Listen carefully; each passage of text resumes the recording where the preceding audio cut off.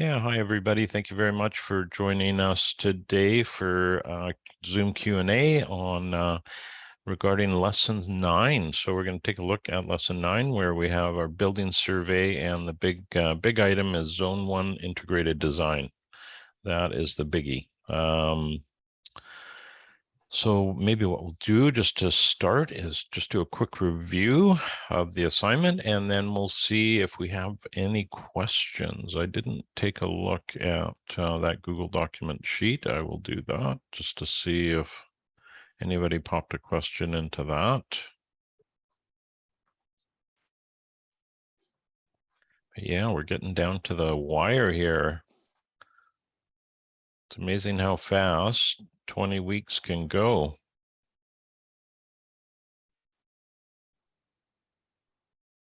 Sorry about that. Just got to click a couple more buttons here and make sure that we're not missing anybody's.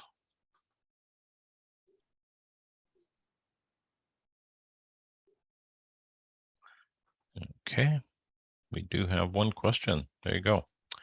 All right, let's take a look at the assignment.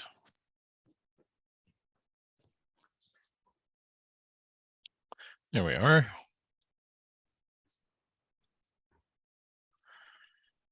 All right, now, so we're again getting down to the last couple of assignments, and tell you what, Ruben, I'm going to mute you. There we go. Getting down to the last couple of assignments, and all of the content that you've been learning about over the last 18 weeks, or no, I guess for 16 weeks, is kind of coming to a head here, where we're today we're going to look at the building survey, which is pretty minor part of the assignment. It's worth 4 points, but we're looking at the main item here is the Zone 1 integrated design. So I think the building survey is pretty straightforward. I don't think I have to really dive into that too much. So let's take a look at our Zone 1 assignment. And of course, we have a little intro into zones if you want to review that. But really, the Zone 1 is that inner core of the project site, and often close to a point of human activity. So that is what we want to see in this design. So if you're on an urban site, it may occupy quite a good percentage of your project. And if you're on acreage, it hopefully is a small percentage of your project. But a few of the things we want to include, of course, we want to have our base map in place, and we want to show where Zone 1 is within that. That's pretty straightforward.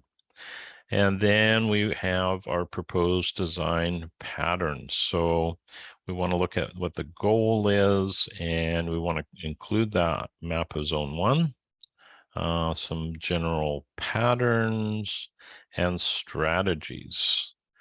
And I see we had a question about that, so it might be actually a good time to look at that. So I'm not sure who asked it, but there's a little confusion between pattern and strategy. Yeah, let's see what an easy, just trying to think of an easy way of explaining that. I will go to document I've got, maybe that'll help. So an example of patterning, when we look at this drawing here, would be a repetition of a certain tree. That could be a patterning. Whereas a strategy would be an overall strategy might be to include more native plant material. Okay, so there's that word patterning is a little bit tricky. It does confuse people. What's another We'll get you another example here. I'm just trying to think off the top of my head if I've got something. I didn't prepare for that question, so. In the example slides that were on the tutorial or whatever, they were talking about things like solar bowls, or like rainwater catchment as patterns. So it was like, is having like chickens, or is that a pattern, or is that a strategy? I mean, isn't a strategy like a spelled out version of the pattern? So that's kind of where I'm struggling with that too. Yeah, I think that there could be, yeah, I don't want anybody to get too hung up on that. Let me just see if I've got. I did on mine because I was having that same issue and I couldn't distinguish. So I just changed the format to be like patterns and strategies because I don't really care about the name, like Yeah. it's not really. And that's what I It's did, like but I naming was agree. It something was, yeah, general than something specific. right. Is kind of what I was going with. But I just made them all together because they kind of fit better that way. Yeah, that's not something I consciously think about. I guess unconsciously I do when I'm looking at something. Let me just see if there's something here I can. There we go. So here you go. Here's a farm design we're working on. And in this sheet here, maybe I'll get a little closer.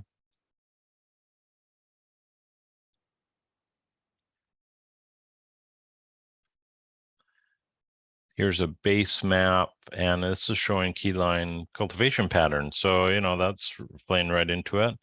And even though we're not dealing with that at all in the course, the strategy with this, your strategy might be to equalize water flows on the site.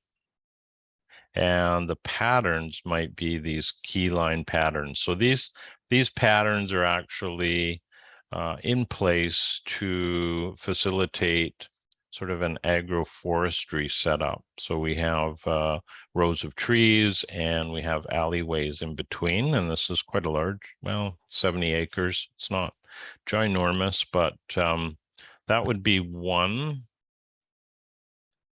analogy. It is a very good question. Let me just see if I can go back to, or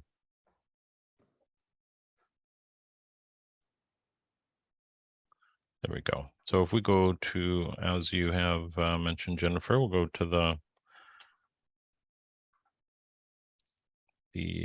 template file here.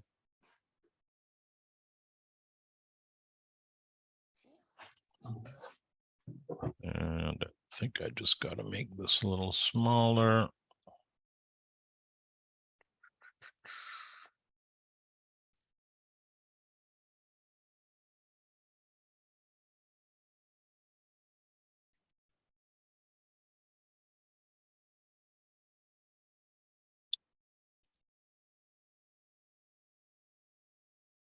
See, I would look at it a little different. Patterns.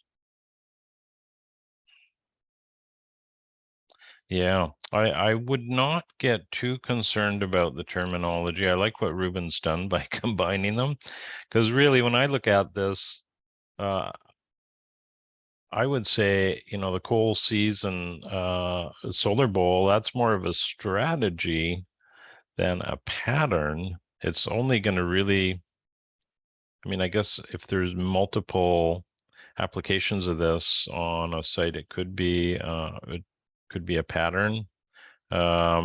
Certainly overland flows and things like keyline design and that sort of thing are very much a pattern. The layout of, like I say, the agroforestry crops, I could see that as a pattern, diversifying The planting would be a strategy. So I hope that has helped a little bit. I'm happy to expand on that. I wish I had looked at it before the meeting. Could have got a few more examples together here. But that's kind of how I look at it. You have an overall strategy that's more conceptual, and the patterns are going to be what you're implementing. I don't think rainwater harvesting, an active rainwater harvesting, so taking it off of a roof surface into a cistern, that to me is a strategy rather than a pattern, but dispersing that water through, say, swales or keyline, I could see that as a form of patterning. Yeah, so a little bit ambiguous there. Is there a resource that has like common permaculture strategies and patterns? Like, you know what I mean? Like I was looking through the book and I had a few, but not expansive. Well, you know what? Just 1 second, Ruben. I'll grab something.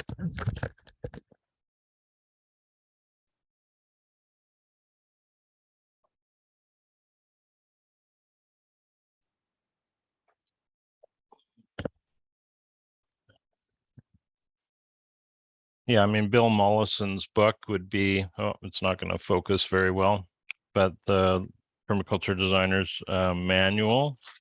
Let me just see what he has to say about patterning versus, I don't think there's a patterning versus strategy here. There's a whole chapter on patterning, and they get into more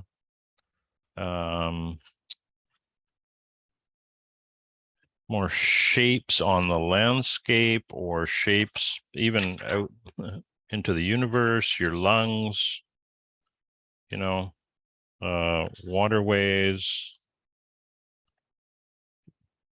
pattern understanding. That sounds like a good place to be. So yeah, chapter 4, it's 40 pages on it. So Bill Mollison, you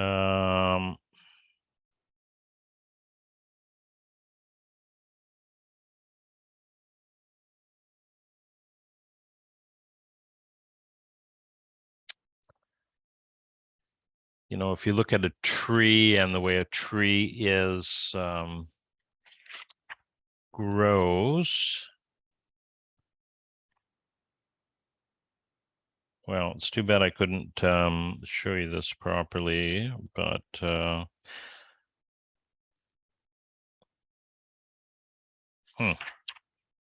might have to follow up with that. Maybe I'll do a very short video and post it with this one,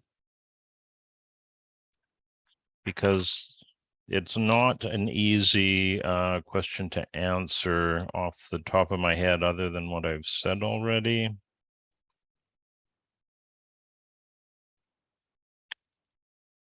Yeah, because there's so many different ways you could look at it. For instance, you know, I'm sure you've come across keyholes in some of the content. Now that's a, you know, geometric pattern.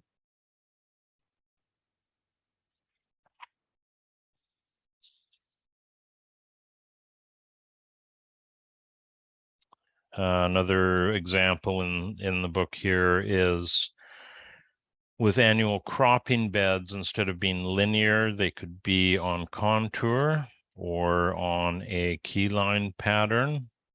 That would be another pattern, but the whole concept of that would be a strategy. You know, there's spirals, those are patterns, flow patterns.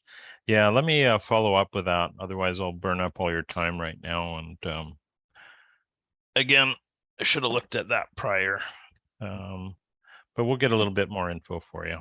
I think that was more clarifying. I think maybe the persons on the slides did it backwards. So yeah. Also, I think I find with this that I'm trying to do it, and if it's not that big of a deal between the two, you know, like I kind of get the, you know. Yeah, I don't personally, if you're doing this again for a client, I don't think you'd be really dialing into the differences between that. You'd just be going, okay, this is the sort of overall concept I want to do, and then you'd be integrating the strategies to make that all happen. So let's leave that. Go back to what we were taking a peek at with that zone 1 design. Yeah, we got through the patterns. So the next map that we want to see, so these are basically different maps. Next map would be all about water. And I know I've chatted before about how we approach our designs, and we actually, on say an urban setting, we would do a water management plan or water layer, and then we would do access, and then we would do what we call the soil layer. So we would bring in the plant material at the end after the site had been shaped somewhat by the water and access layers. And when I say access, that, that could be walkways and patios and, anything involving human traffic patterns. It could be a retaining wall. It could be anything hard surface. And we find when we look at the water and then we look at that, then the planting end of it sort of falls into place. You definitely want to prioritize water. And it's good to see that that's the first map after the patterns. And then the proposed plan. So that includes the earthworks, it's vegetation. You want to try and gray out any existing materials. So let me just show you a quick example of that. I'll give you one of our examples. So this was a design we did. And you can see that there's a plant list up here. And all these grayed out items are existing. And then the colored plants are the additional items.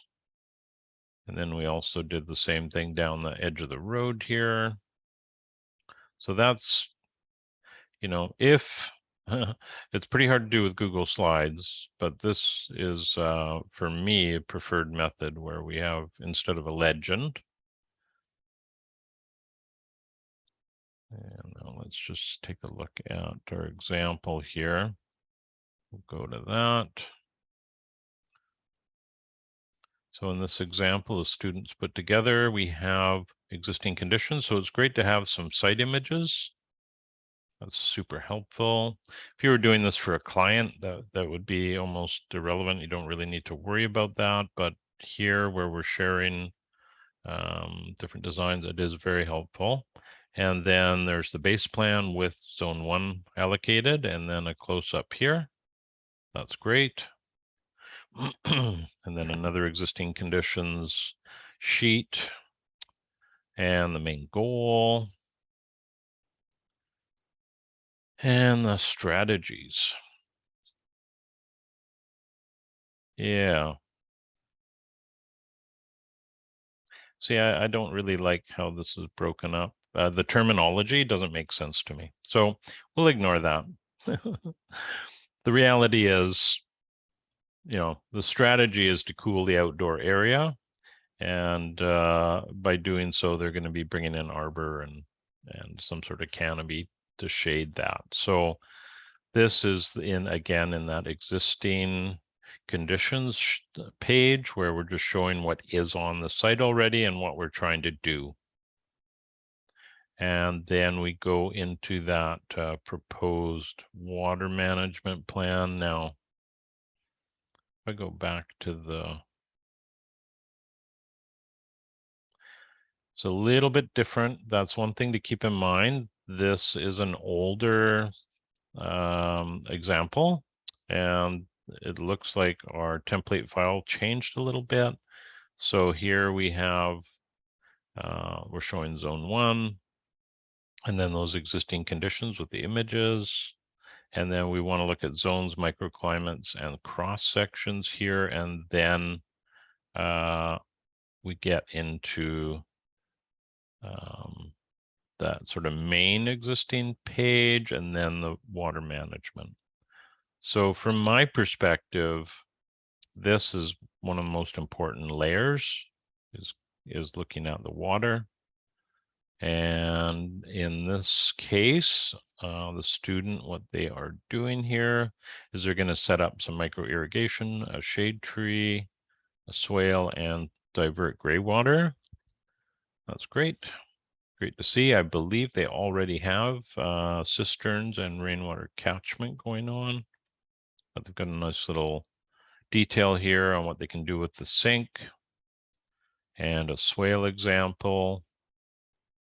And I would just suggest anybody putting a swale in that you definitely want to make sure it has an overflow in case of a high rain event, and to size this based on what you feel the input or the inlet volume is going to be. So if it's coming off your house, that's quite easy to calculate, maximum volumes. If it's coming off of the land, that's a little bit trickier.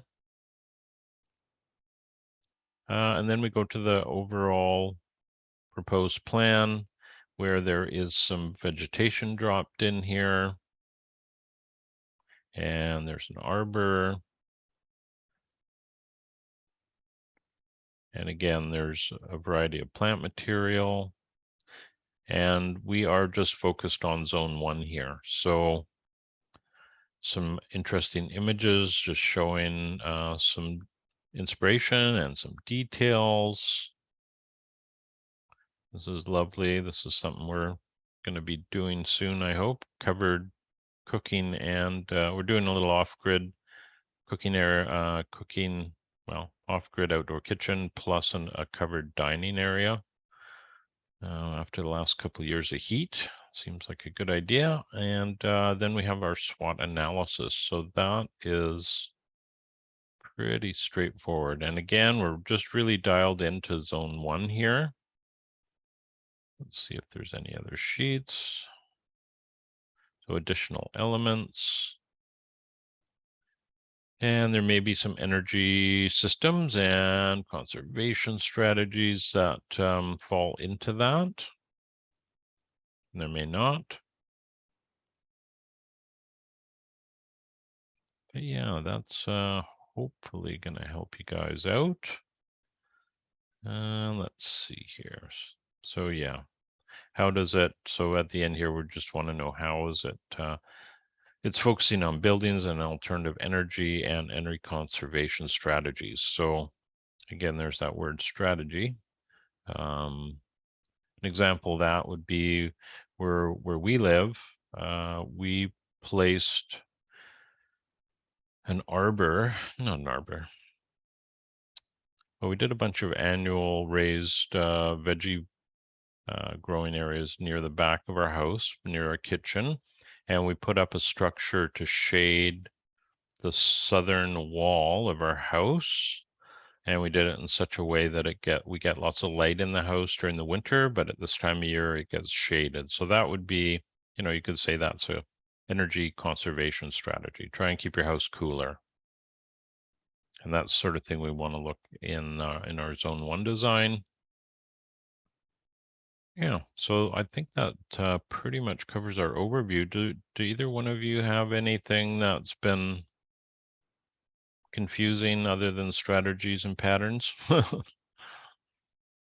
just had a quick question for the zone 1 assignment. I am trying to do, my actual interest is designing a rain garden. So instead, is it possible for me to do, instead of doing zone 1, to do the rain garden, because I want to divert my gutters and whatnot, focus on that specific piece instead of the zone, you know what I mean? I see. So does your rain garden, is it within your zone 1 or is it outside? It's outside. I have a fairly expansive property, so. Right, right. Um, for the exercise, I would try and dial into what you've allocated as zone 1, and the rain garden will be, the following, within the following assignment in that overall design. But if you feel like, if it's like in a zone 2 right on the edge and you want it to be part of if it's the main event, yeah, sure. Why not? Maybe that will become part of your zone 1, and rain gardens are fantastic. So I totally encourage you to go that route. I'm not sure if I shared with you one of the resources that I've come across on rain gardens from the University of Washington. It's a really good. Okay.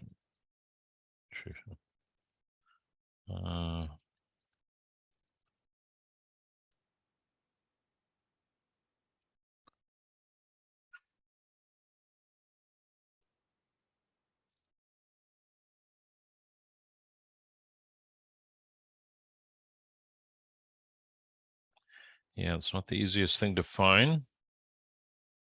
I've got it as a PDF here.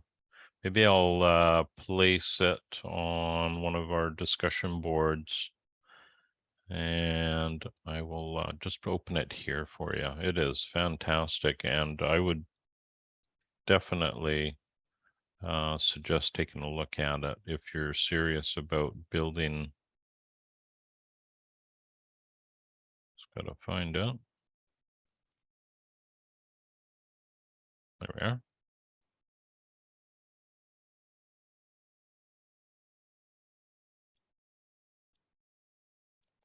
So it's Rain Garden Handbook for Western Washington, and it's quite extensive. It's almost 100 pages. It goes through, they have a lot of really good tips, and probably the biggest for me, the one little treasure here is they have an excellent plant list, because with rain gardens, we get into all these different zones. Where is the list? Anyways, I would, there we go. So the back section here has some excellent plant lists and what zones that within the rain garden. So this can be a little bit confusing if we're trying to blend it with permaculture, but it's basically, zone 1, 2, and 3 is going from wet bottom of the rain garden right up to the top edge. That's more xeriscape like, it's drier. But this is a really good resource here. The other thing is just ensuring you have the area of your rain garden is going to be at least 10% of your collection area. So if you're taking it off your roof, make sure it's sized correctly, and then have an overflow. Yeah, the one we did in town here over the summers turned out really well. And yeah, been very successful. Quite amazing how well it's been doing, given our weather. Yeah, so check that out. I will put this, I'll upload it onto the discussion board, maybe for the zone 1 discussion board. Do that. And I see, Ruben, you've dropped in a little. That's just it. link That's here. just the link to it. Is that the link to it? Oh, right on. Yeah, I always find it difficult to find this. It's kind of buried within. Perfect. Way to go. I just searched exactly what you said. So rain garden resources for Western Washington, and it popped up. Yeah, that's a great PDF to save. And thanks for finding the link on that. Yeah, no, that's wonderful. It's just this a real low hanging fruit, and it should be pretty much a mandatory thing on all urban sites, provided they have the soils and the grade. You wouldn't want, if the house is in more of a bowl and the land is sloping towards it, then no, that's not a good idea. But for the most part, we have land sloping away from our homes, and yeah, so that's great. Is there anything else that you'd like to cover off here?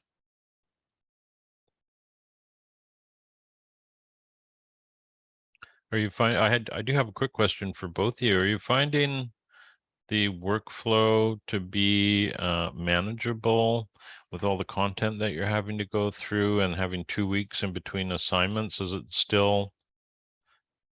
a tough go to fit it all in, or? It is a lot of work. Yeah, It's definitely more work than I thought it would be. I right. mean, I'm happy to do it because I'm learning a lot, and I think part of that is self-imposed. I keep going down rabbit holes Hmm. and then being like, no, I have to focus and bring it back to what I'm actually doing on this assignment.